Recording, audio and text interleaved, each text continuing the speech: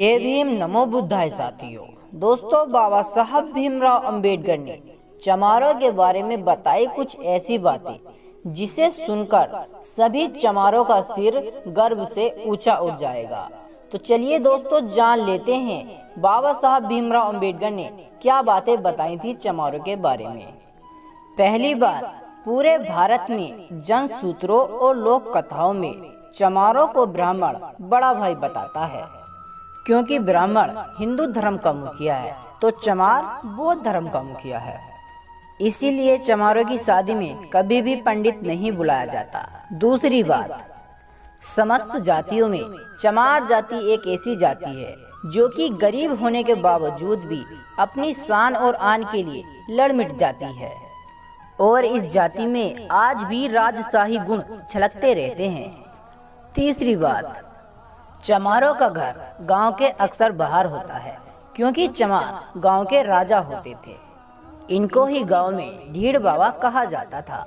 चौथी बात, चमार जाति से बौद्ध धर्म छीनने के बाद उसे धर्महीन कर दिया गया था और अछूत इसलिए बना दिया गया ताकि ये जाति फिर से बौद्ध धर्म खड़ा ना कर पाए। पांचवी बात, चमार जाति की शिक्षा पर रोक इसलिए लगा दी गई थी ताकि वे अछूत अगर अनपढ़ रहेगा तो अपने आप को अछूत ही समझेगा। कभी चमार ये नहीं जान पाएगा कि वो भी एक राजशाही खून है, इसीलिए चमारों की शिक्षा पर रोक लगा दी गई थी। नंबर 6, चमार खुद को चमार कहलाना इसलिए पसंद नहीं करते क्योंकि चमार इनका नाम ही नहीं है। चमारों का नाम तो सूर्यवंशी क्षत्रिय था, इसीलिए चमार आज भी खुद को चमार कहलाने पर भड़क जाते हैं और लड़ाइयाँ भी हो जाती हैं। सातवीं बात, ब्राह्मणों में जिस तरह शुक्ल शर्मा आदि समस्तक जातियाँ होती हैं, चमारों की भी समर्थक जाति थी, जैसे कि कोरी चमार, नोनिया चमार, ताती चमार, दुसासी चमार, पासी चमार आदि। लेकिन चमारों की सत्ता खत्म होने के बाद इन सभी में फूट पड़ गई।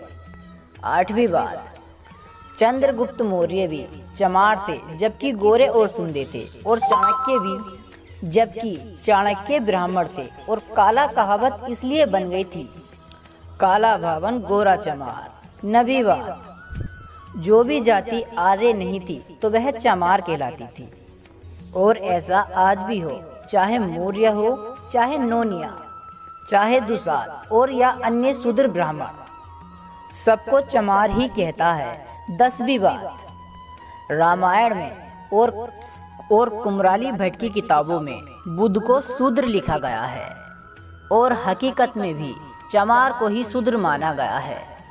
अन्य जाति कभी भी शूद्र के निशाने पर नहीं रही।